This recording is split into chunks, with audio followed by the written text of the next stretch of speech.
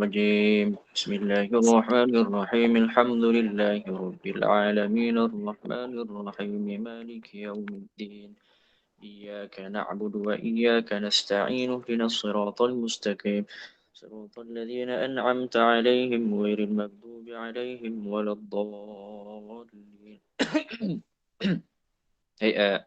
الحمد لله والصلاة والسلام على رسول الله وعلى آله وأصحابه أجمعين قال رب اشرح لي صدري ويسر لي أمري واحلل عقدة من لساني يفقه قولي ربنا افتح بيننا وبين قومنا بالحق وأنت خير الفاتحين حسبي الله ونعم الوكيل نعم المولى ونعم النصير ولا حول ولا قوة إلا بالله العلي العظيم اللهم أرنا الحق حقا وارزقنا اتباعه وأرنا الباطل باطلا وارزقنا اجتنابه Amma ba'du, tuan-tuan, puan-puan yang dirahmati Allah Subhanahu wa ta'ala, Alhamdulillah.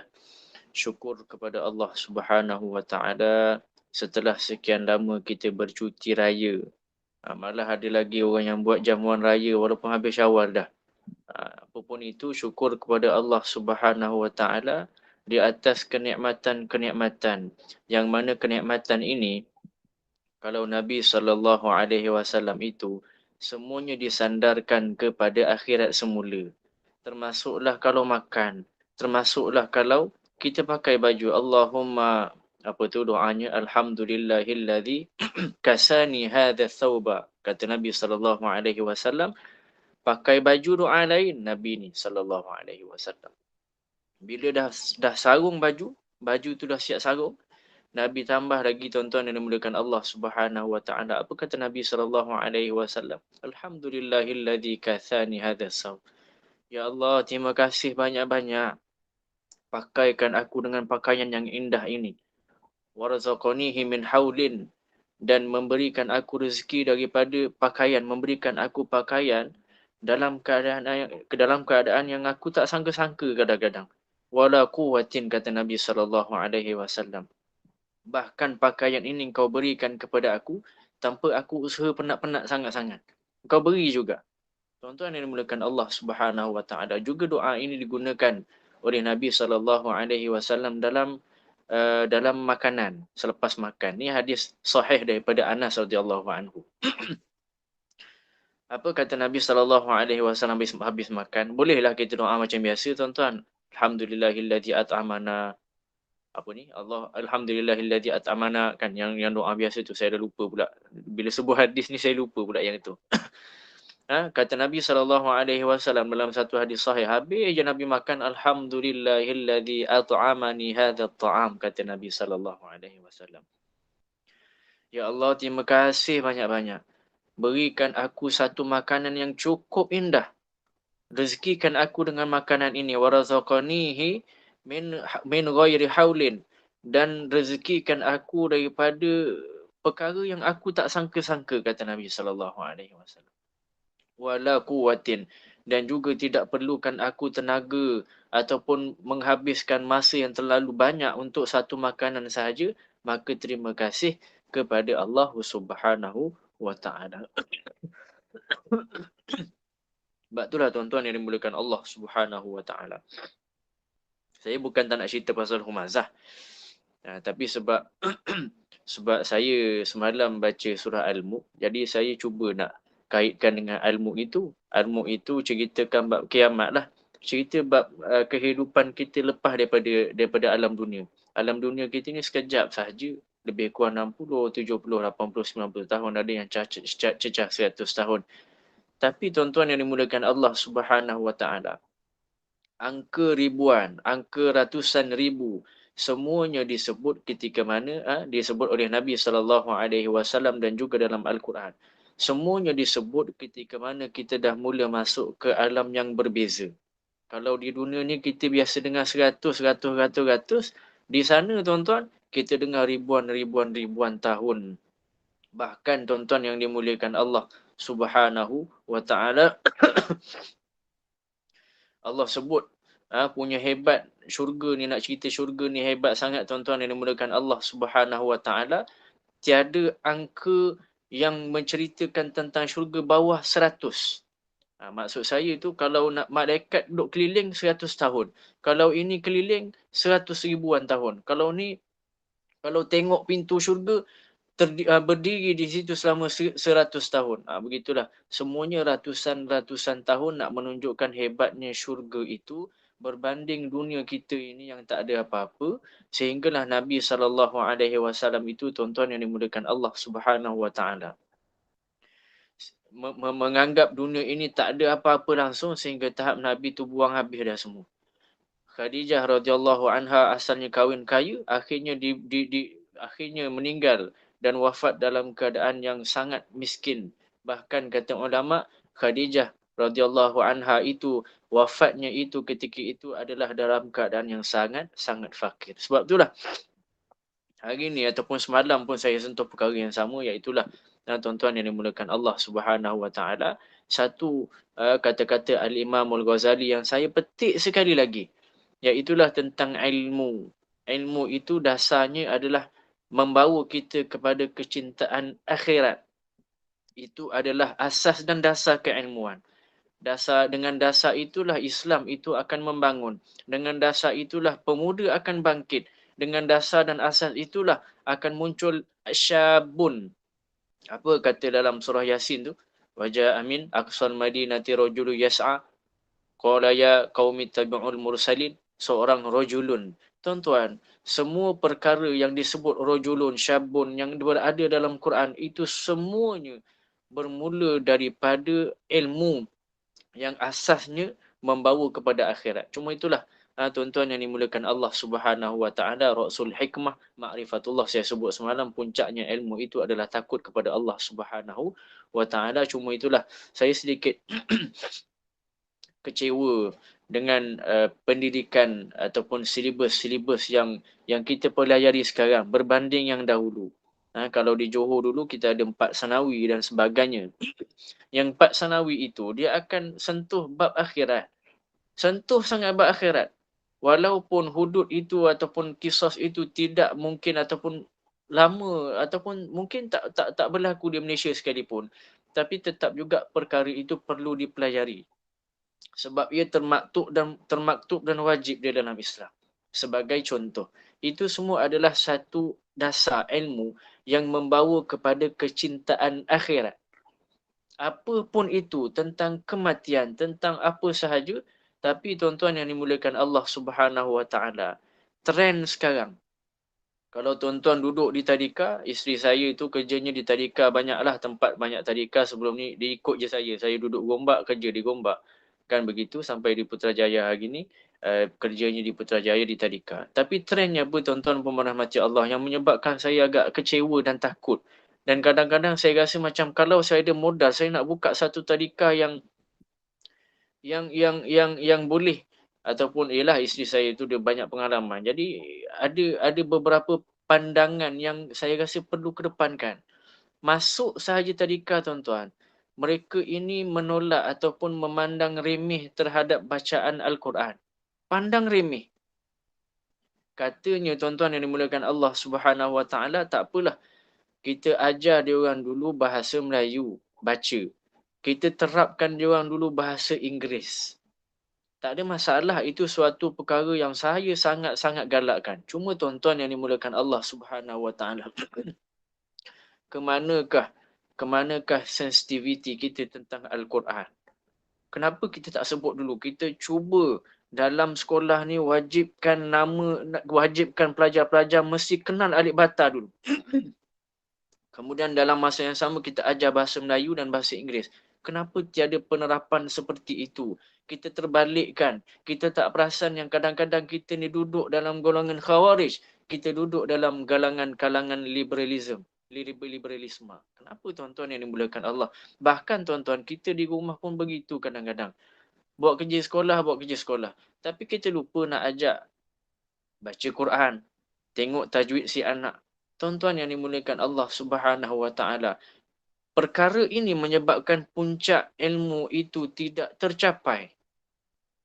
tidak tercapai. Sedangkan dalam Al-Quran itu, penceritaan tentang akhirat terlalu banyak. Sehingga saya sebut semalam, tuan-tuan yang dimulakan Allah, satu surah yang namanya Al-Qiyamah, surah yang ke-75 dalam Al-Quran, juzuk yang ke-29. Betul ke? Juzuk yang ke-29, ke-30. 29 lah. Surah Al-Qiyamah. Surah yang ke-75. Saya tak ingat muka surat berapa. Tuan-tuan yang dimulakan Allah Subhanahu Wa Taala. Surah tersebut menceritakan keseluruhan surah tersebut menceritakan bab kiamat. Bukan kiamat tuan-tuan. Bab akhirat.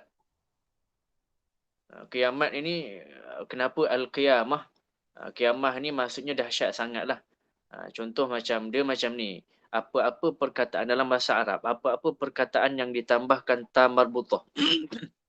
Saya cerita dah dalam surah Al-Humazah sebelum ni. Apa-apa yang ditambahkan dengan ta marbutah, ia boleh dimaknakan dengan ekstrim, melebih ataupun melampau-lampau, ataupun waktunya yang lama. Contoh macam kalau perempuan itu ditambahkan ta sebab dia lebih nyata, dia panggil nyata lah. Maksudnya dari segi percakapannya itu, perempuan akan lebih nyata, maksudnya lebih beremosi, lebih banyak, macam tu. Tapi tak ada masalah, itu memang cara pensifatan bahasa Arab ini ke dalam sifat-sifat manusia, tak ada masalah. Cuma kiamat ini tuan-tuan yang dimulakan Allah Subhanahu Wa Taala, asal perkataannya adalah al-qiyam, bangun. Tetapi ditambahkan kepada ta marbutah, iaitulah bangun yang sangat lama. Kalau ulama tuan-tuan yang dimuliakan Allah, mereka ini menafsirkan al-qiyamah itu bermula pada alam kubur lagi. Kita mati sahaja, itu adalah kiamat kecil. Sehinggalah berlaku kiamat yang banyak, berapa alam selepas itu, lebih kurang 6 alam lagi kita nak lalui. Alam itu semua yang dinamakan kiamat. Sebab apa tuan-tuan? Semua alam itu memberikan kita ataupun membuatkan kita ini tertunggu-tunggu dalam tempoh yang sangat lama. Kiamat. Berdiri yang sangat lama, tunggu yang sangat lama. Tuan-tuan bayangkan, ni diri kita ni tuan-tuan. Saya sebut dah semalam. Kita ni akan bawa memori. Maknanya memang kita yang hidup ni akan bawa ke sana. Tuan-tuan bayangkan. Kita ni, kalau kita nak balik kerja, kan, balik kerja, suami datang lambat. Apa perasaan kita? Dia bukan marah tuan-tuan. Dia rasa macam penat. Aduh, dah penat kerja. Dalam keadaan penat kerja, suami pula datang ambil lambat. Kan, dia tak marah. Dia cuma penat sikit. Dia tak ada masalah. Perasaan tu tak ada masalah. Cuma apa saya nak sebut tuan-tuan yang dimudahkan Allah Subhanahu Wa Taala, nanti akan berlaku lebih dahsyat daripada itu. Diri lama sangat. Nak marah ke, nak apa ke, semua tak boleh dah. Nak berlari ke, nak main pun tak boleh dah. Kalau kat dunia kita boleh main handset sekejap. Kat dunia boleh call mak ayah sebagai contoh. Di sana tak ada lagi lah tuan-tuan yang dimuliakan Allah Subhanahu Wa Taala. Apa dalam surah Qiyamah sebut? Yaqulul insanu yawma idzin ainal mafar. Kalla la wazar ila rabbika yawma idzinil mustaqar. Ingat tak surah yang Qiyamah yang kita baca malam tadi, tuan-tuan yang dimuliakan Allah Subhanahu Wa Taala? Apa kata Allah Subhanahu Wa Taala? Ada orang duk tanya, duk ejek-ejek. Yas'alu ayyana yaumal qiyamah. Ejek, bila nak datang hari kiamat ni, kata mereka, tuan-tuan yang dimuliakan Allah Subhanahu Wa Taala. Maka Allah Subhanahu Wa Taala bayangkan, gambarkan kiamat itu, fa idza bariqal basar. Maka hari kiamat itu akan datang apabila pemandangan kita ini jadi rasa macam tak betul dah, dek, kerana takut sangat. Dia gementar-gementar, mata tu duk bergigil. Biasa tangan gigil tuan-tuan. Bila datang kiamat, mata ni duk bergigil. Wa khasafal qamar, ketika itu bulan hilang cahayanya. Wa jumi'asy syamsu wal qamar, matahari dan bulan tiba-tiba datang berhimpun bersama. Sebab itulah ada ulama sebut kiamat itu berlaku ketika mana, tuan-tuan yang dimuliakan Allah Subhanahu Wa Taala, tanda besarnya adalah apabila berlakunya gerhana dihimpunkan bersama bulan dan bintang. Sebab itu Nabi SAW sangat ketakutan bila berlakunya gerhana. Bila dihimpunkan bersama bulan dan bintang, tiba-tiba tuan-tuan yang dimuliakan Allah Subhanahu Wa Taala, bulan hilang cahaya, datang matahari, tapi matahari terbit daripada barat. Yaqulul insanu yawma idzin ainal mafar. Maka pada hari itu berkatalah manusia-manusia yang duk ingkar dengan hari kiamat, tuan-tuan yang dimuliakan Allah, mana lagi aku nak larikan diri dah ni? Tak sempat dah tuan-tuan, mana nak lari lagi. Dia sekelip mata tuan-tuan, dia tak boleh nak bayang. Dia kadang-kadang ada orang budak-budak muda ni, kadang saya berbual dia kelakar juga tuan, pegang-pegang handset, tiba-tiba dia cakap apa? Dia kata, tak apa Ustaz, saya pegang-pegang handset gini, nanti kalau tiba-tiba rasa macam nak mati tu, saya matikanlah, saya padam isteri sekejap. Tuan-tuan, tak sempat. Hatta kalau berlaku gerhana pun tiba-tiba terbit matahari daripada barat, kita tak sempat buat apa-apa. Sebab ketika itu masa terlalu pantas. Kalla la wazar. Kata Allah, tak payah nak tanya dah.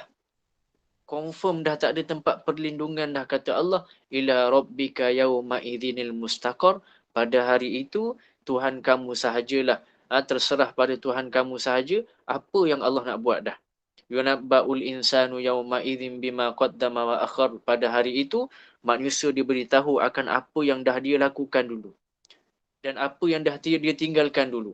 Balil insanu ala nafsihi basirah. Bahkan manusia ketika itu, tuan-tuan yang dimulakan Allah, tidak mampu bercakap, melainkan yang bercakap itu adalah anggota dirinya sendiri yang menjadi saksi kepada diri dia sendiri. Walau alqa ma'adhirah. Walaupun ia beri alasan yang bermacam-macam untuk bela dirinya, akhirnya tangannya melawan mulut dia. Tak, engkau bukan begitu dulu. La tuharrik bihi lisanaka lita'jala bih. Janganlah engkau, wahai Muhammad, kerana nak cepat hafaz Al-Quran itu, tuan-tuan yang dimuliakan Allah Subhanahu Wa Taala, menggerakkan lidahmu membacanya sebelum selesai dibacakan kepada kamu. Yang ni nak cerita bab jangan tergesa-gesa membaca Al-Quran, tapi tadabbur ataupun fahamilah lebih sedikit tentang Al-Quran, tuan-tuan yang dimuliakan Allah Subhanahu Wa Taala. Banyaklah cerita-cerita surah Qiyamah ini, cerita semuanya tentang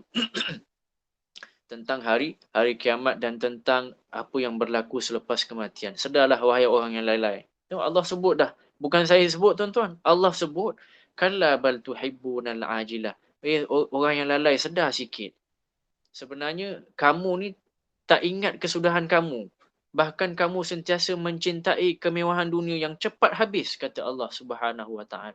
Wa tadharunal akhirah. Tapi kamu tak fikir bekal akhirat pun. Ni kelupaan manusia. Wujuhu yawma idzin nadhirah.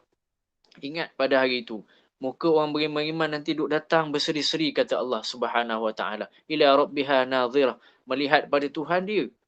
Tengok Tuhan dia dalam keadaan berseri-seri. Wa wujuhu yawma idzin basirah. Tapi tuan-tuan kena ingat, kata Allah, duk cerita dalam surah Qiyamah, muka orang kafir ketika itu muram hodoh. Tazunnu ayyuf'ala biha faqirah. Sambil percaya dengan yakin bahawa mereka akan ditimpa azab seksa. Mereka itu akan masuk neraka. Yakin habis dah. Ni diri kita ni tuan-tuan, apa yang tuan-tuan rasa? Pegang tangan kita. Pegang mulut kita. Pegang muka kita. Tuan-tuan yang dimuliakan Allah Subhanahu Wa Taala. Inilah nanti hati kita. Inilah nanti yang berdegup kencang. Duk rasa syurga ke neraka. Syurga ke neraka. Kita tuan-tuan. Kalla idza balagatit taraqiya wa qila man, sedarlah. Janganlah utamakan dunia. Janganlah lupakan akhirat. Cuba tengok orang mati. Bila dah masuk rohnya itu sampai ke pangkal kerongkong. Waqila man raqa. Dan orang-orang yang duduk di sisi, yang duduk tengok-tengok orang yang nazak gitu, tuan-tuan yang mulakan Allah Subhanahu Wa Taala, duk tanya siapa yang boleh tawar, siapa yang boleh ubat dia ni, siapa yang boleh jampi. Wa dhanna annahu al-firaq. Ketahuilah ketika itu, tuan-tuan yang dimulakan Allah Subhanahu Wa Taala, kita sendiri, diri kita yang alami ketika itu, yakin sangat-sangat bahawa sesungguhnya saat itu adalah saat perpisahan kita dengan dunia. Tahu habis dah. Sebab itulah tuan-tuan yang dimulakan Allah, badan kita ni unik sangat. Kita tahu bila berlaku perpisahan. Bila telah berlaku perpisahan, semua kita tahu dah. Nampak apa yang berlaku, tiba-tiba dibukakan hijab. Kenapa suami ni tiba-tiba ajak suruh buat jahat ni? Tiba-tiba, tak payah fikirlah pasal ngucap. Tiba-tiba cakap gitu. Tuan-tuan, waktu itu kita dah sedar dah. Confirm nak mati. Confirm nak mati. Wal taffatis saqu bisaq. Kemudian datang ketika itu kedahsyatan yang bertindih-tindih. ila rabbika yawma idzin wa idzinil masak, maka kepada Tuhan kamu pada waktu itu engkau akan dibawa untuk menerima balasan. Fala saddaqa wala salla. Sebab orang yang kufur itu tak percaya pada hari akhirat, maka ia tak akui kebenaran yang kita wajib yakin ketika itu, maka ia tak kerjakan sembahyang yang difardukan kepadanya, walakin kadzdzaba wa tawalla, bahkan mereka itu berpaling beringkar, thumma dhahaba ila alihi yatamatta, pergi kepada keluarganya dengan berlagak dengan sombong megah, aula laka fa aula, sudahlah dekat kepadamu kebinasaanmu, kata Allah Subhanahu wa taala. Bila berlaku begitu, ingat kebinasaan kepada diri kita dah dekat dah. Summa aula laka fa aula, maka paling layak ketika itu adalah neraka. Ayah sabul insan wa ayyutraka sudah. Patutkah manusia itu duk mikir, duk sangka-sangka bahawa dia takkan tinggalkan ataupun tidak akan ditinggalkan, ataupun manusia ni takkan diazab oleh Allah Subhanahu wa taala. Alam yakunu nutfatan min mani yumna, tak ingat ke sebenarnya Allah yang cipta kita daripada air mani, summa kana alaqatan fa khalaqa fa sawwa, kemudian air itu menjadi sebuah sebuku darah beku, kemudian Allah ciptakan sesempurna yang mungkin, faja'ala minhu zawjaini dzakara wal unsa, Allah jadikan jenis lelaki dan perempuan, dan sehingga akhirnya surah Kiamat itu tuan-tuan, yang Allah nak tunjukkan alam lain itu adalah perkara yang sangat mudah bagi Allah untuk ciptakan semula, sebab dulu Allah cipta daripada air je. Tanpa ada rupa, tanpa apa, Allah jadikan satu rupa. Sekarang ni Allah nak kembalikkan kita ke sana dalam keadaan rupa kita dah dibentuk, dan Allah nak jadikan benda yang sama saja. Bukan perlu ciptaan yang baru. Tuan-tuan yang dimuliakan Allah Subhanahu wa taala. Maka sebab tu saya sebut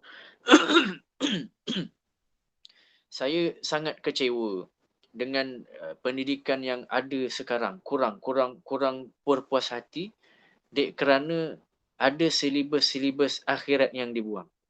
Sebegitu. Walaupun begitu tuan-tuan yang dimuliakan Allah, saya bukan cakap sekolah tak bagus. Bagus tuan-tuan, silibus-silibus mereka bagus.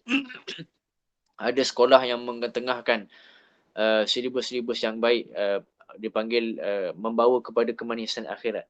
Tapi tuan-tuan yang dimuliakan Allah Subhanahu wa taala, sekolah yang sebegitu terhad yang berlaku pada anak muda kita yang ramai sekarang adalah mereka itu lebih mencintai dunia lebih daripada akhirat.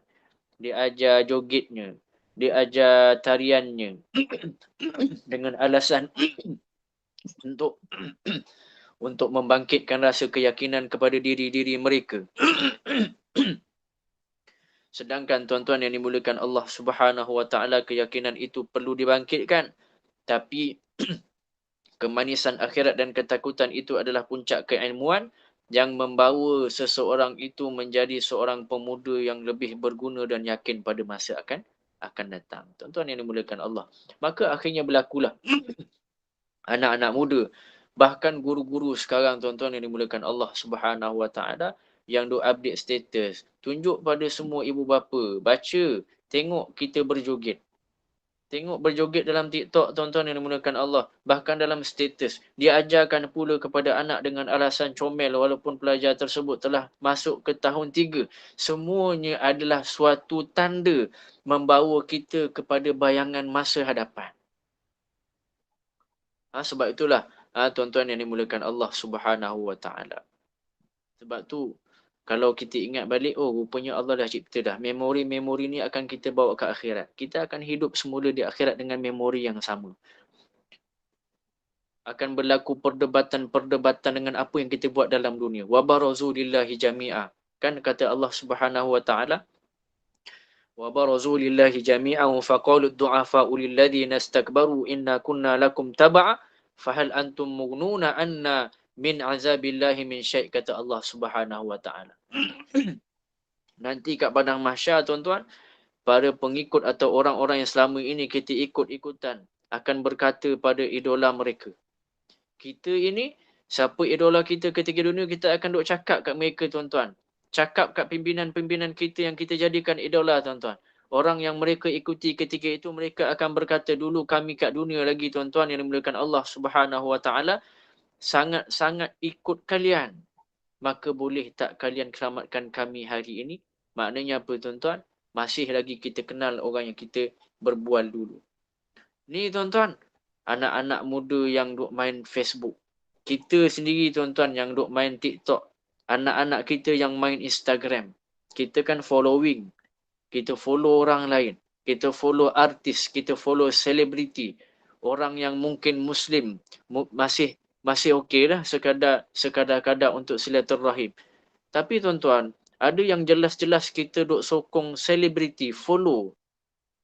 Yang kecenderungan selebriti tersebut,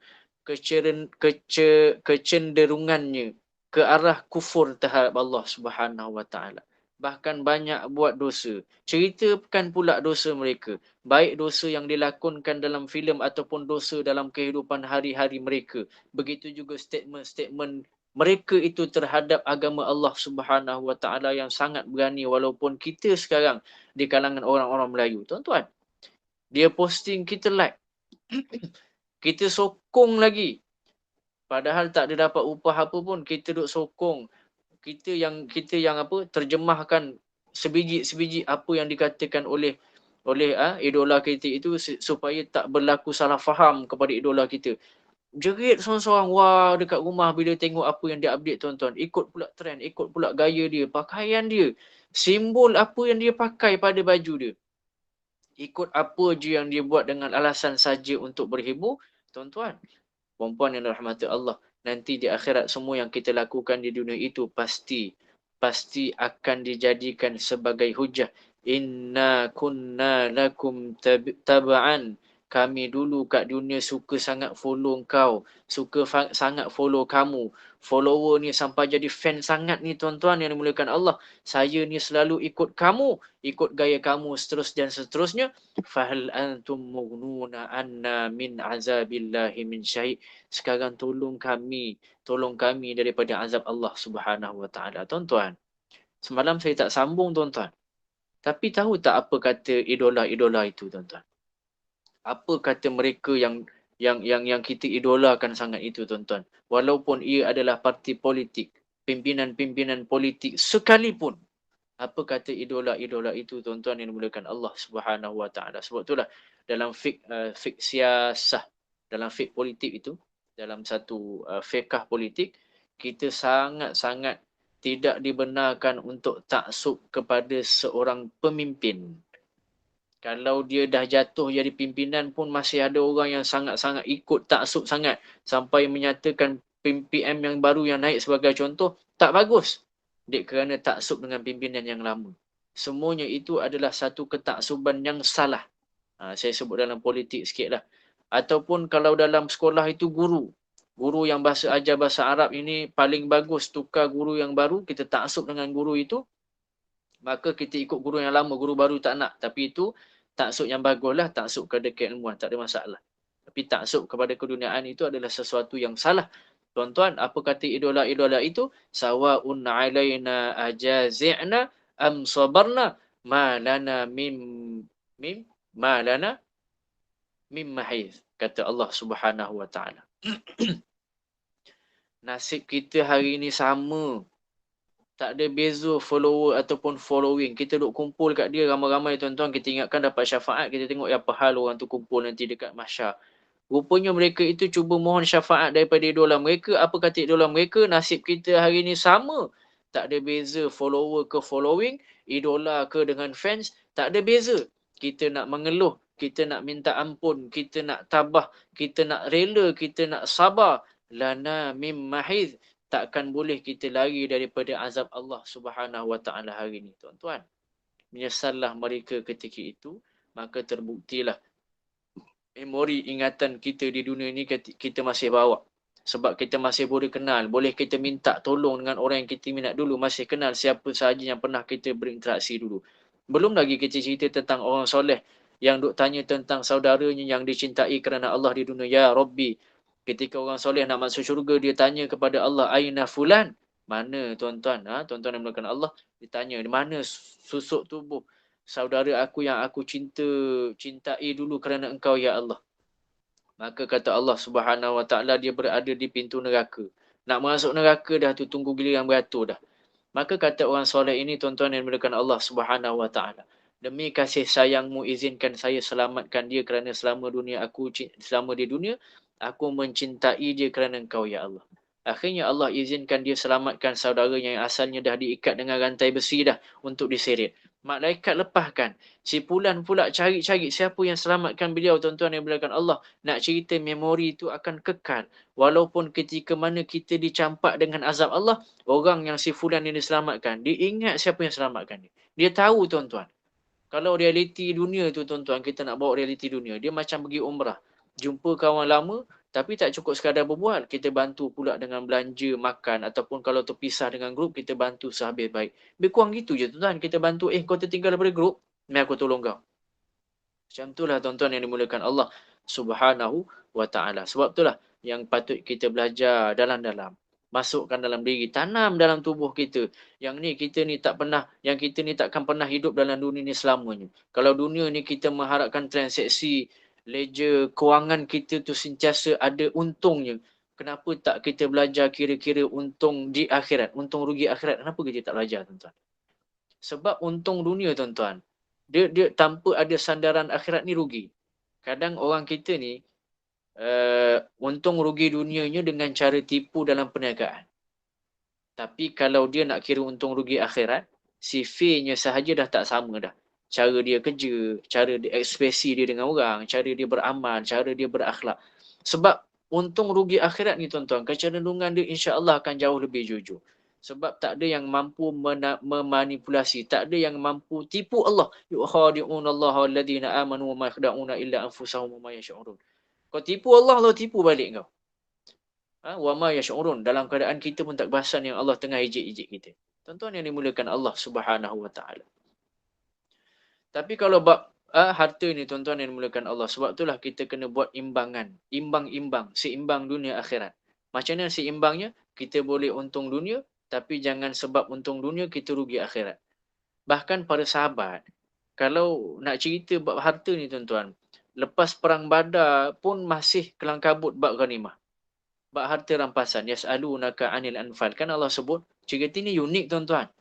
Sebab kita tahu yang ikut perang Badar tu sahabat yang as-sabiqunal awwalun, sahabat yang senior. Bahkan mereka ini dijamin syurga oleh Allah. Allah ampuni dosa-dosa mereka, punya kedudukan yang istimewa di mati Allah sampai dia gelar Ahlul Badar. Tapi ternyata walaupun soleh plus di Ahlul Badar, sempat juga ada kejadian yas'alunaka 'anil anfal. Kecoh sekejap bab harta rampasan perang. Ni aku punya, ni kau punya. Kenapa kau lagi banyak? Kenapa aku dapat bahagian kaki punya bahagian je padahal aku tak ada kaki? Kenapa apa lagi? Kenapa kau dapat kuda, aku dapat keledai? Sampai cerita ini sampai kepada Ar-Rasul sallallahu alaihi wasallam. Bukti bahawa tidak dilarang mendapatkan dunia. Apa yang sebut wa aslihu zata bainakum, kan bila jumpa Nabi sallallahu alaihi wasallam tu. Wa aslihu zata bainikum. Nak tunjuk memang waktu tu ada pertelingkahan gaduh betul. Tuan-tuan, maka terbukti tak dilarang pun nak dapatkan dunia sebab Allah tak suruh hapuskan harta rampasan perang tu. Cuma Allah kata baiki balik hubungan mereka. Tuan-tuan yang dimulakan Allah Subhanahu wa taala. Mukmin berperang bukan kerana harta, tapi bukan maknanya tak boleh ambil ghanimah. Bahkan dalam Islam itu kita ada fiqh ghanimah. Fiqh yang ceritakan bab rampasan harta perang. Fiqh nama je. Cerita pasal pembahagian harta perang. Tuan-tuan yang dimulakan Allah Subhanahu wa taala. Bahkan banyak kisah-kisah lain. Ada kisah di perang Hunain sebagai contoh. Perang Hunain berlaku selepas Fathu Mekah. Orang Ansar sempat gaduh juga sebab harta perang ni tuan-tuan. Yang tadi itu perang Badar itu orang Muhajirin, sekarang orang Ansar berlaku perkara yang sama. Habis je perang Hunain, Nabi duk bagi semua harta pada orang Muhajirin. Semua sekali tuan-tuan. Kalau cuba bayangkan tuan-tuan, bayangkan Abu Sufyan seorang ketika itu orang Muhajirin. Dia baru masuk Islam. Dia dapat 200 ekor unta ketika itu. Sedangkan orang Ansar tak dapat apa-apa. Jadi seolah-olah nak cakap Nabi ni tak adil tuan-tuan yang dimulakan Allah Subhanahu Wa Taala. Maka mulalah bercakap-cakap tentang Nabi ketika itu sallallahu alaihi wasallam. Wa yu'thiruna ala anfusihim walau kana bihim qasasa, kata mereka ketika itu tuan-tuan yang dimulakan Allah Subhanahu Wa Taala. Orang Ansar duk bising-bising, bisik-bisik menceritakan ataupun cakap-cakap pasal Nabi. Akhirnya tuan-tuan yang dimulakan Allah Subhanahu Wa Taala, sampai viral sampai kat Nabi SAW. Ya ma'syarul ansar. Nabi kumpul mereka semua. Wahai ansar, wahai kaum ansar, apa yang kalian duk cakap belakang saya? Diam semua tuan-tuan. Maka kata Nabi SAW, wahai ansar, tak ingat ke dulu engkau kufur, lepas tu Allah utuskan aku supaya kamu dapat hidayah. Tak ingat ke dulu korang ni berpecah belah sampai perang masing-masing.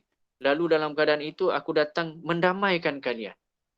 Bukankah kamu ketika itu dulu dah duduk dalam jurang neraka? Akhirnya Allah selamatkan kalian daripada neraka tersebut. Nabi duk ingatkan pasal hidayah orang Ansar. Tuan-tuan, jasa-jasa Nabi kepada orang Ansar. Nabi diam, tuan-tuan, yang dimuliakan Allah.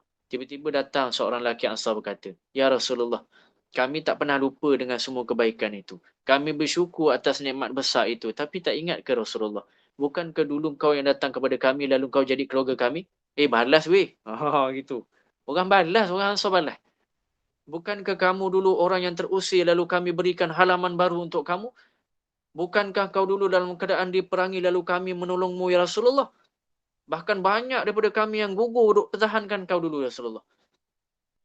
Sehingga mereka merasa patutnya kami juga patut dapat ghanimah itu. Baru kemudian Nabi SAW tawarkan sesuatu yang besar daripada ghanimah. Kata Nabi SAW, wahai para Ansar, relakah kamu semua jika orang-orang Mekah itu pulang di negerinya membawa sampah-sampah dunia, iaitulah ghanimah itu, dan kamu semua kembali ke negeri kalian dengan membawa Allah dan Rasulnya? Tuan-tuan, tawaran yang bertembung dunia akhirat. Akhirnya semua orang Ansar menangis baru mereka sedar kalau Allah dan Rasul itu kalau banding dengan harta tadi, tuan-tuan, harta itu jadi sampah dah. Ayyakun Allah wa rasuluhu ahabba ilaihima mimma siwah. Cinta Allah dan Rasul itu lebih kuat. Maka tuan-tuan yang dimuliakan Allah Subhanahu wa taala, apa kata mereka? Kami redha dengan ketentuan itu dan kami lebih suka Ar-Rasul ikut kami balik ke tempat kami berbanding sampah-sampah yang kami bawa balik. Tuan-tuan yang dimuliakan Allah Subhanahu wa taala. Barulah kemudiannya Nabi doakan kaum Ansar ketika itu, wahai kaum Ansar, tempat hidup saya bersama kamu semua dan tempat wafat saya juga bersama kamu semua. Ya Allah, rahmatilah Ansar. Tuan-tuan yang dimuliakan Allah Subhanahu wa taala, kan Allah sebut hadis, Nabi sebut hadis itu, hal apa ayat dia tu? Allahumma salli Muhammad, hal mahya mahyakum wal mamat mamatkum. Aku hidup di tempat Ansar dan aku mati di tempat Ansar. Tuan-tuan yang dimuliakan Allah, ini macam mana Rasulullah tanamkan cinta dunia itu, yang cinta dunia, cinta akhirat itu lebih besar daripada cinta dunia. Tapi bukan mereka langsung tak dapat dunia terus, tuan-tuan. Dalam Islam ada fake waris, fake faraid. Dalam Islam ada fake muamalah, perniagaan, ghanimah, fake dan sebagainya. Ada mahar dalam Islam. Apakah ketika seorang perempuan diberikan mahar untuk menikah dengan seorang lelaki, maka ia adalah pencinta dunia? Tak, tuan-tuan yang dimuliakan Allah Subhanahu wa taala. Dalam Islam, umat Islam tak pernah dilarang untuk jadi kaya raya. Yang dilarang itu cuma menggenggam dunia dan isi-isinya di dalam hatinya. Yang dilarang itu adalah mencintai dunia, letakkan dunia dalam hati. Itu yang dilarang. Pegang hanya di tangan, jangan pegang di hati. Oh, ini ayat cinta budak-budak, tuan-tuan. Tak apalah kita pegang kat tangan je, jangan masuk dalam hati dulu. Kan? Tuan-tuan yang dimuliakan Allah. Tapi itu memang konsep dunia. Jangan pegang guna hati, guna tangan sahaja, tuan-tuan yang dimuliakan Allah. Sehingga ada sahabat yang kaya raya, Abdurrahman bin Auf, Uthman bin Affan, Sa'ad bin Mu'az, banyak lagi yang lainnya. Tapi harta itu tak pernah duk tumpang dalam hati mereka. Malah lebih teruk daripada itu, tuan-tuan yang dimuliakan Allah Subhanahu wa taala. Tak ada harta dunia dalam genggaman, tapi dalam genggaman dirinya, tapi dalam hatinya dipenuhi dunia. Kalau dah sampai sentuh hati dunia itu, tuan-tuan yang dimuliakan Allah Subhanahu wa taala, itulah yang dinamakan penyakit. Yang penyakit itu dinamakan sebagai hubbud dunya. Ingat tak kisah sahabat dulu? Sahabat miskin pernah berdemo. Dalam satu kelompok orang miskin namanya Ahlus Sufa, kan? Ahlus Sufa datang kepada Nabi SAW, cakap, kata Nabi, ya Rasulullah, zahaba ahlud dusuri bil ujur. Kata Nabi SAW, kaifa zalik, macam mana tu? Kata mereka, orang kaya dah borong pahala habis dah. Maka Nabi tanya, macam mana? Kata orang miskin itu, kalau kami solat, mereka solat. Kalau kami puasa, mereka puasa. Tapi kalau mereka sedekah, kami tak mampu bersedekah. Sehingga mereka borong banyak sangat pahala. Jadi tuan-tuan yang dimuliakan Allah, orang dulu dia cemburu dengan orang yang kaya bukan sebab kaya dia, tapi amal soleh mereka. Tuan-tuan yang dimuliakan Allah Subhanahu wa taala. Sebab itulah la hasada illa fityatan. Jangan kita cemburu kecuali terhadap dua orang. Orang yang berilmu yang beramal dengan dia dan orang yang berharta kemudian nimpak harta dia. Hingga orang miskin ni jadi cemburu, jadi emosi dengan orang kaya. Zahaba ahlud dusuri bil ujur. Mereka tu duk kumpul pahala seorang-seorang. Kemudian akhirnya Nabi senyum, Nabi kata apa? Senyum itu sedekah, ucapan baik itu sedekah, tasbih sedekah, tahmid, takbir, tahlil itu sedekah. Akhirnya tuan-tuan yang dimuliakan Allah Subhanahu Wa Taala, orang miskin kata, oh boleh sedekah dengan amalan baik. Tapi tak lama lepas tu patah balik jumpa Nabi. Nabi, wahai Muhammad, sama je kalau macam tu orang kaya pun boleh buat. Maka ketika itulah tuan-tuan yang dimuliakan Allah, barulah Ar-Rasul sallallahu alaihi wasallam mengatakan, janganlah kalian cemburu terhadap kurniaan Allah terhadap sebahagian yang lain yang tak diberikan kepada kita yang lain. Tapi tuan-tuan, tahu tak kita apa doa Nabi? Ya Allah, hidupkan saya sebagai orang miskin. Matikan saya sebagai orang miskin. Bangkitkan saya sebagai orang miskin bersama orang miskin. Berani tak kita doa macam tu? Ya, saya tak cinta dunia. Okey, dah jom kita doa macam Nabi lah. Belum kuat tuan-tuan kita buat macam tu. Tapi Nabi sampai berdoa begitu sebab dia rasa dunia dah tak ada apa-apa dah. Sampai pilih untuk miskin tanpa mengeluh. Tuan-tuan yang dimuliakan Allah. Sebab apa kata Nabi SAW? Sebab orang miskin akan masuk syurga 500 tahun lebih awal berbanding orang kaya. Tapi kalau orang dermawan yang masuk syurga, syurganya akan lebih tinggi daripada syurga orang miskin. Dia panggil give and take. Masing-masing ada kelebihan. Abdul Rahman bin Auf, kaya sangat. Tapi sikit pun tak ada apa-apa dalam hati dia, tak ada. Satu hari pernah, isteri Abdul Rahman bin Auf hidangkan makanan buka puasa. Macam-macam variasi menu dia. Ada daging kambing, ada ayam, ada roti yang macam-macam jenis. Tuan-tuan yang dimuliakan Allah Subhanahu Wa Taala. Akhirnya tuan-tuan, Abdul Rahman bin Auf tengok makanan tu, nangis dia tuan-tuan. Isteri dia tanya kenapa. Maka katanya beliau mengatakan ada orang yang lebih soleh dari saya, tapi meninggalnya tak ada kain kafan. Kecuali sehelai selimut kecil yang kalau ditutup kepala nampak kaki, kalau tutup kaki nampak kepalanya. Siapa dia tuan-tuan? Ia adalah Mus'ab bin Umair dan Hamzah bin Abdul Muttalib. Mereka itu lagi soleh daripada saya. Tapi hidupnya juga susah. Tuan-tuan yang dimuliakan Allah Subhanahu Wa Taala. Akhirnya kata Abdul Rahman bin Auf, tapi rupanya dia patah balik kat diri dia. Kenapa dia nangis? Dia kata, sebab saya ni rupanya dibanyakkan harta supaya saya ni menjadi orang yang lebih suka membantu dan memberi. Nak seolah-olah nak dia cakap macam, aku ni belum soleh sebenarnya sebab tu Allah bagi kaya, nak suruh bagi banyak sedekah lagi. Maka ampunkan aku ya Allah, berikan aku kekuatan supaya aku boleh beramal seperti orang miskin. Tuan-tuan, tengok tuan-tuan yang memberikan Allah Subhanahu Wa Taala. Ada tak orang kaya menangis sekarang? Naik Alphard, menangis. Kenapa nangis? Sebab aku pakai Alphard. Tak ada tuan-tuan, tak ada. Syarat dia adalah harta melimpah tak apa, tapi jangan bawa ke hati. Banyak lagi tuan-tuan yang dimuliakan Allah Subhanahu Wa Taala. Kita ada kisah Abu Lubabah, Abu Dahdah. Abu Lubabah ni ada satu pokok kurma yang sangat subur. Subur sangat. Tumbuh sebelah rumah anak yatim. Sampai pokok tu sengit sebab berat sangat pokok tu. Akhirnya masuk ke rumah anak yatim. Dulu tuan-tuan yang dimuliakan Allah, rumah anak yatim ni bumbung tak ada. Dia tak ada hujan kan. Jadi masuklah pokok tu sikit masuk ke dalam rumah anak yatim. Maka ketika rendang sangat pokok itu, maka tuan-tuan yang dimuliakan Allah, kurma jatuh dalam rumah anak yatim dan dia makan anak yatim tu makan. Maka Abu Lubabah tu dia tahu ada orang lain yang makan kurma dia. Akhirnya dia mengadu kepada Nabi SAW. Bila Nabi panggil orang tersebut, akhirnya Nabi pula tahu yang orang tu anak yatim, tuan-tuan yang dimuliakan Allah Subhanahu Wa Taala.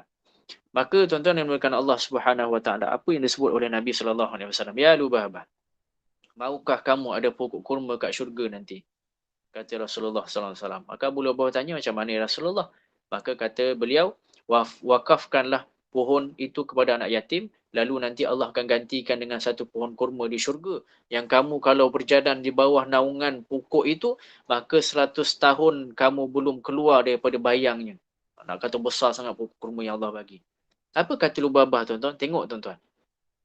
Harta tetap juga Nabi tak larang nak ambil. Apa kata Abu Lubabah? Ya Rasulullah, itu sahaja satu-satunya harta yang aku ada, bahasa halusnya menolak. Maka Rasulullah tak tolak, tak marah, tak paksa.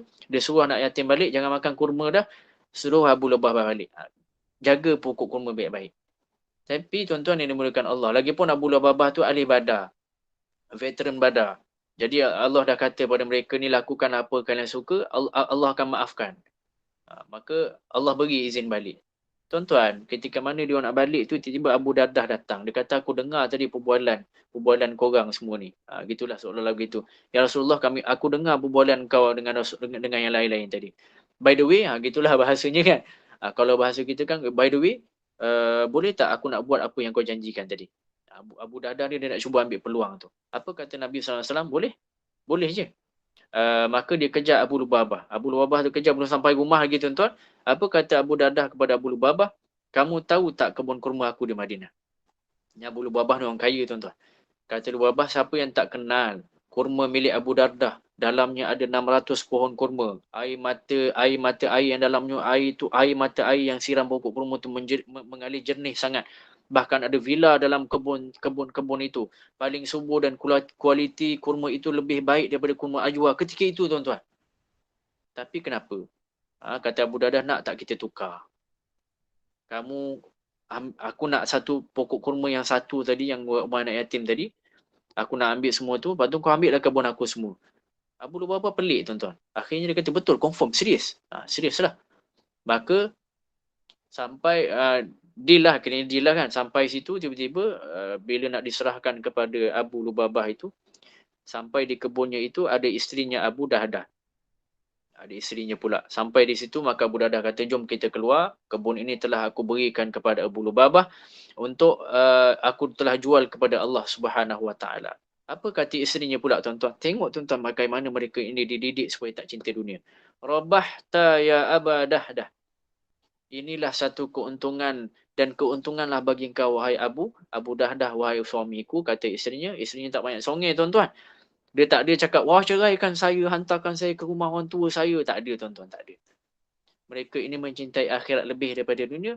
Maka keluarlah mereka semua, dan apabila Nabi dengar SAW, akhirnya Nabi doakan keberkatan mereka semua keluarga, dan akhirnya Allah gantikan dengan nikmat dunia akhirat. Maknanya mereka tetap kaya tuan-tuan. Tetap kaya juga dunia dan akhirat mereka. Tuan-tuan yang dimuliakan Allah Subhanahu Wa Taala. Tijaratun la tabur. Ini quotation yang yang Allah tanda tangan sendiri. Quotation yang kita hantar Allah tanda tangan sendiri dah. Banyak tuan-tuan yang dimuliakan Allah Subhanahu Wa Taala. Kisah ni sangat-sangat terinspirasi lah. Satu pokok kurma tuan-tuan, biasanya hasilnya 50 ke 100 kilo. Satu pokok. Kalau kurmanya itu kurma terbaik, lebih baik daripada kurma ajwa. Kalau di Mekah itu harganya lebih kurang 300 rial sekilo. Tak susah nak dapat tuan-tuan. Jadi satu pokok sahaja dah menghasilkan 3,000 rial. Bayangkan 600 pokok kurma. 6 bulan sekali dituai, terus jadi jutawan habis dah. Tapi dihadiahkan tanpa rasa kecewa dan sedih. Tuan-tuan yang dimuliakan Allah Subhanahu Wa Taala. Sebab itulah Ali bin Abi Talib, tuan-tuan yang dimuliakan Allah Subhanahu Wa Taala. Banyaklah cerita mereka ini. Ali bin Abi Talib sebagai contoh, khalifah yang keempat. Wahai dunia, aku talakkan kamu dengan talak 3. Dapat dia naik khalifah, dia sebut begitu, tuan-tuan yang dimuliakan Allah Subhanahu Wa Taala. Khalifah kelima, Umar Abdul Aziz. Isterinya Ummu Iyal, ataupun nama betulnya Fatimah bin Abdul Malik. Nikah sepupu kan, sepupu gitu. Masa dia jadi khalifah, balik tiba-tiba dia nampak isterinya sedang cuba berdandan. Dia buka satu box emas tu kan. Box emas tu dia buka, banyaknya emas. Maka dia pakai cuba-cuba berdandan. Warisannya banyak sangat. Sebab Fatimah ni, dia keturunan dia semua raja. Bapaknya raja, adiknya raja, kakaknya raja, abang dia raja. Jadi banyak sangat harta warisan. Maka ketika itu tuan-tuan yang dimuliakan Allah Subhanahu Wa Taala, Umar Abdul Aziz ni tak cakap banyak tuan-tuan. Bila nampak warisan banyak sangat, dia datang dekat bini dia cakap apa? Wahai kekasihku, engkau pilih harta ataupun kau pilih aku? Tuan-tuan, ketika itu tuan-tuan yang dimuliakan Allah, kalau engkau pilih aku, maka wakafkan semua harta ke Baitul Mal. Tak ada satu perhiasan pun yang boleh ada dalam rumah raja. Apa tuan-tuan yang isteri dia jawab? Wahai suamiku, tidak ada yang aku cintai di dunia selepas Allah dan Rasul kecuali engkau. Sam'an wa ata'na, sam'an wa ata'na. Aku taat dan dengar, aku beri pada Baitul Mal. Tapi Umar Abdul Aziz ni wafat 2 tahun lebih kurang je lah. Dia pegang kerajaan lebih kurang 2 tahun begitu. Wafat pula. Lepas tu adik-beradik dia jadi raja, tuan-tuan yang dimuliakan Allah Subhanahu Wa Taala, jumpa balik Fatimah, tanya balik pada Fatimah, Fatimah, wahai Fatimah, harta yang sebelum ni, emas-emas yang kau bagi pada Baitul Mal sebelum ni belum masuk dalam rekod Baitul Mal. Kau nak balik tak harta tu? Apa kata mereka, tuan-tuan? Apa kata isterinya Umar Abdul Aziz, tuan-tuan yang dimuliakan Allah Subhanahu Wa Taala? Ma'azallah, menangis, tuan-tuan, dia cakap. Dia kata apa? Saya tak cari akhirat kerana Umar, saya cari akhirat kerana Allah. Kalau aku sembah Umar, sungguh Umar itu wafat. Tapi kalau saya sembah Allah, Allah itu hidup dan takkan mati. Tuan-tuan yang dimuliakan Allah Subhanahu Wa Taala. Banyaklah. Semalam saya ada cerita bab syurga, kan, syurganya apa tu, Allahumma salli ala Sayyidina Muhammad, sifat orang terakhir yang masuk syurga. Saya cerita habis dah. Tubuhnya itu setinggi Nabi Adam AS, wajahnya seperti wajah Nabi Yusuf AS, kekuatannya seperti kekuatan Nabi Musa AS, akhlaknya seperti akhlak Rasulullah sallallahu alaihi wasallam. Ini orang terakhir yang masuk syurga. Selesai sahaja mandi, fiziknya bersih, dah tak ada bekas neraka sama sekali. Lalu dia berwuduk pula. Tuan-tuan, semalam kita dah cerita dah fizik dia. Tiba-tiba ada satu kelebihan lagi, dia berwuduk, tuan-tuan. Berwuduk itu sejak saat itu rambutnya tidak lagi kusut selama-lamanya. Dan by the way lagi, saya sebut by the way lagi, rambutnya itu segini panjangnya. Panjangnya lebih kurang dekat-dekat parah bahu. Kata Nabi SAW, rambut itu rambut zaman kita dulu-dulu lah kot. Rambutnya panjang sebegitu dan dalam keadaan yang ikal-ikal sikit begitu. Dan begitu juga janggutnya itu akan tumbuh, tuan-tuan yang dimuliakan Allah Subhanahu Wa Taala. Saya cuba nak buat trend rambut tu, tuan-tuan, tapi saya tak sabar nak sampai sini. Saya potong, rimas. Janggut pun gitulah, ingat nak panjang sikit tak boleh. Dah potong juga. Ada orang komplain, tak boleh, tak suka. Macam tu kan, tuan-tuan yang dimuliakan Allah Subhanahu Wa Taala. Ternyata usapan air itu menyebabkan rambutnya tak kusut selama-lamanya.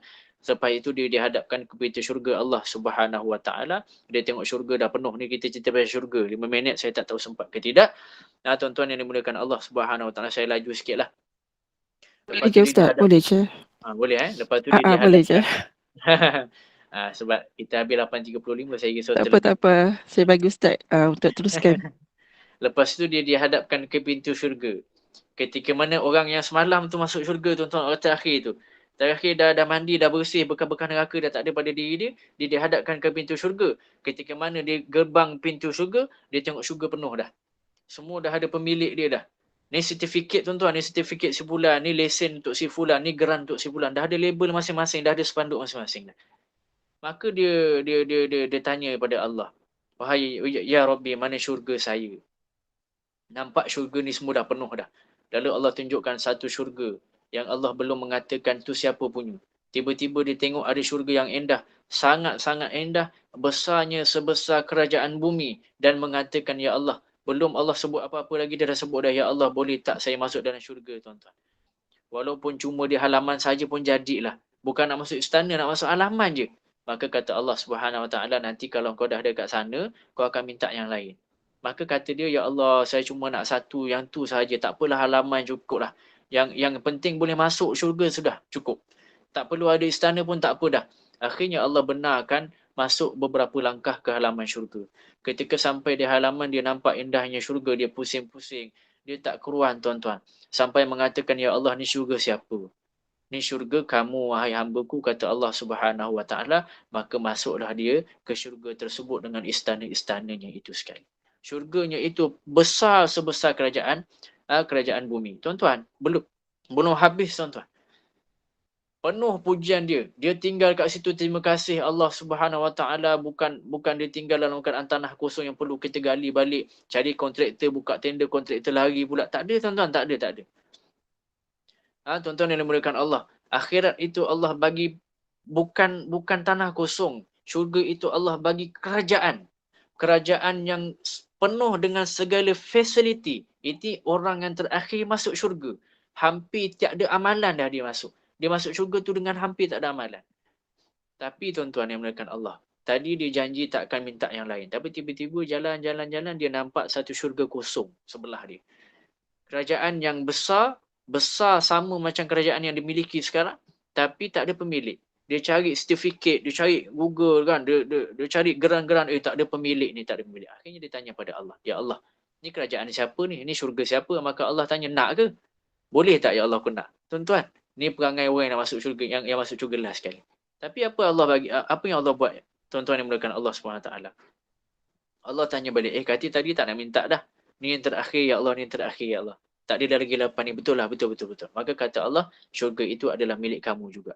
Diberi lagi syurga jadi sebesar 2 kali kerajaan bumi dah. Dia nikmati syurga tersebut bertahun-tahun. Akhirnya dia jumpa lagi syurga yang lebih besar daripada 2 yang sebelumnya. Kenapa tuan-tuan? Yang dimulakan Allah. Akhirnya dia tanya, Allah tanya, kenapa? Kenapa pandang-pandang? Seolah begitulah. Nak lagi. Ni yang terakhir ya Allah, ni yang terakhir. Begitulah. Perangai orang terakhir masuk syurga. Kemudian Allah kata, wahai hamba-Ku, bukan hanya 3 syurga ini yang Ku berikan kepada kamu. Kamu akan memiliki kerajaan 10 kali lebih besar daripada kerajaan dunia. Maka ketika itu barulah pemuda tersebut, lelaki tersebut sebut, raditu ya Rabb, kali ini aku dah cukup redha ya Allah, saya puas dah. Ini orang terakhir yang diberi masuk syurga, diberikan kenikmatan sebegini. Macam manakah orang yang sebelumnya dan yang pertama masuk syurga Allah Subhanahu Wa Taala. Orang yang wasabiqun al-awwalin, orang yang dulu lumba-lumba buat kebaikan, nanti di akhirat dia lebih dulu masuk syurga. 70,000 orang masuk syurga tanpa hisap, dan seterusnya. Lalu yang terakhirnya sahaja dah diberikan sebegini oleh Allah Subhanahu Wa Taala. Sikit lagi tuan-tuan saya cerita pasal perempuan, syurga perempuan tuan-tuan. Last insya-Allah. Saya rasa sempat berhenti 8.35. Wanita-wanita jangan risau. Perempuan-perempuan muslimat jangan risau. Kat syurga nanti tuan-tuan, kalau rasa mata kita ini tak terlalu lebar, kita kalau solik tu ditarik celak tu sampai ke kening, apa nama tu yang kat mata tu kan, air apa benda, nama benda tu kan kat tepi tu, maka nanti tuan-tuan di syurga mata wanita itu semuanya lebar. Dalam bahasa Al-Quran itu disebut dengan bahasa hurul ain, yang matanya itu besar tapi sayu.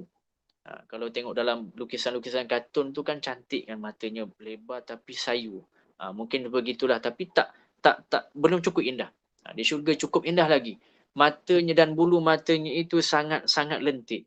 Kulitnya sangat putih, kata Nabi dalam menceritakan keadaan perempuan yang masuk ke syurga. Kulitnya sangat putih, bening. Sampai seolah-olah kalaulah dia minum, air yang dia minum tu akan kelihatan mengalir di lehernya. Bayangkan air mengalir tuan-tuan, betapa beningnya kulit kita ketika itu. Perempuan ketika itu. Kalau perempuan syurga tuan-tuan mengeluarkan jarinya ke dunia, maka cahaya pada jarinya itu menutupi cahaya matahari. Hebatnya wanita syurga ketika itu. Dan ketika itu tuan-tuan, saya nak cerita perempuan punya syurga istimewanya itu.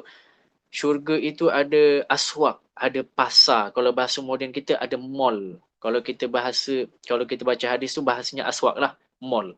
Banyak mall, bukan satu mall, banyak sangat mall, dan mallnya itu adalah one stop center, one stop shopping. Boleh faham tak? Maksudnya dalam mall tu semuanya ada. Bukan sekadar boleh beli baju, boleh beli handbag, boleh beli kereta, bahkan rumah pun boleh beli. Sehingga disebut dalam hadis, seorang wanita bahkan dalam one stop shopping center tu boleh buat rambut, boleh beli baju, boleh custom baju, boleh dandan muka, boleh ubah muka, apa semua yang kita nak. Maka dalam hadis tuan-tuan yang dimuliakan Allah SWT, Nabi sebut SAW, seorang wanita yang masuk ke dalam pasar dan mall itu, lalu kemudiannya dia keluar daripada pasar itu, ketika mana dia keluar tuan-tuan yang dimuliakan Allah Subhanahu Wa Taala, dia akan lebih cantik daripada sebelum dia masuk kepada mall itu. Tuan-tuan, tengok syurga ni tuan-tuan. Mahal tuan-tuan syurga ini. Makanya ia adalah one stop center, bukan baju sahaja, malah boleh berdandan. Malah tuan-tuan yang dimuliakan Allah Subhanahu Wa Taala diberikan hullah, kata Nabi sallallahu alaihi wasallam. Daripada pasar itu diberikan hullah. Diberikan satu gown, apa namanya, blouse kan, gown blouse lah kan, yang kata Nabi SAW, blouse itu, gown itu, baju itu 70 lapis tebalnya, dan setiap lapisannya mempunyai warna yang berbeza-beza dengan warna yang lain. Bayangkan tuan-tuan, macam puteri habis dah. Sangat cantik ketika itu. Tuan-tuan yang dimuliakan Allah Subhanahu Wa Taala, mudah-mudahan kita semua semangat untuk mengkaji tentang akhirat. Sebab kalau kita tahu hebatnya akhirat, maka kita akan rasa dunia ni tak ada apa-apa dah. Cuma tuan-tuan yang dimuliakan Allah, cuma kita akan rasa dunia ini adalah satu sentuhan rindu daripada Allah Subhanahu wa taala yang kadang-kadang Allah uji kita. Allah uji kita dengan apa dia tuan-tuan yang dimuliakan Allah Subhanahu wa taala? Allah uji kita dengan ahasiban nasu ayyatraku ayyakulu amanna wa hum la yuftanun. Ingat aku ni tinggalkan orang ni saya saja ke? Cakap beriman dah tapi Allah tak uji. Tapi Allah kata apa tuan-tuan yang dimuliakan Allah Subhanahu wa taala? Walanabluwannakum. Wajib aku uji bisyai'im minal khauf, dengan apa-apa yang takut, wal ju' dengan kelaparan, wa naqsim minal mal dengan kadang-kadang itu dengan kekurangan harta, wal anfus dengan kesihatan yang mungkin sakit, was samarat dan juga Allahumma salli ala Muhammad dan kering kontang, kadang-kadang kemarau dan sebagainya. Wa basyiris sabirin, tapi beritahu gembiralah wahai orang-orang yang sabar. Siapa orang yang sabar tuan-tuan? Alladzina idza asabathum musibah qalu inna lillahi wa inna ilaihi raji'un. Kalaulah mereka itu diuji, maka dia akan cakap, ya Allah, ini aku akan kembali kepada Engkau ya Allah. Inna lillahi wa inna ilaihi raji'un. Tak apalah semua ni untuk Engkau dan aku akan kembali kepada Engkau ya Allah. Maka itulah yang terbaik dan itulah yang perlu kita tanam dalam diri kita, iaitulah menanamkan rasa cinta pada akhirat lebih daripada yang lain. Tuan-tuan yang dimuliakan Allah Subhanahu wa taala. Terima kasih. Saya rasa eyeliner, minta maaf.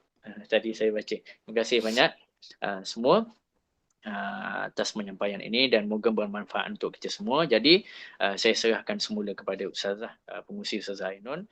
Silakan Ustazah. Terima kasih Ustaz. Kalau ada yang Kok ada yang nak tanya soalan kot Ustaz, bolehlah buka sikit 1-2 soalan. Kok ada yang nak tanya. Okey, silakan. Ada yang nak bertanya?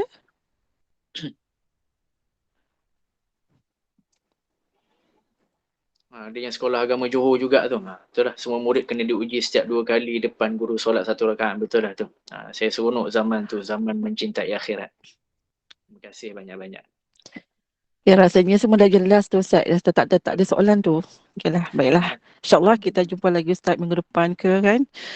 Memang tadabbur ni memang rasa, ya Allah, lain pada lain. Tadabbur memang seronok lah dengar. Kan, Ustaz, tu saya letak tadabbur tu sampai pagi ni. Supaya dapat membuka mata kita, minda kita. Dan lebih kenal siapa kita dekat dunia ni kan. Dan Alhamdulillah, jazakallahu khairan kepada Ustaz Muhammad Nazim atas kesediaan berkongsi ilmu tadabbur kita pada hari ini. Dan semoga sedikit sebanyak memberikan kefahaman dan manfaat buat kita semua dan mengambil ibrah darinya.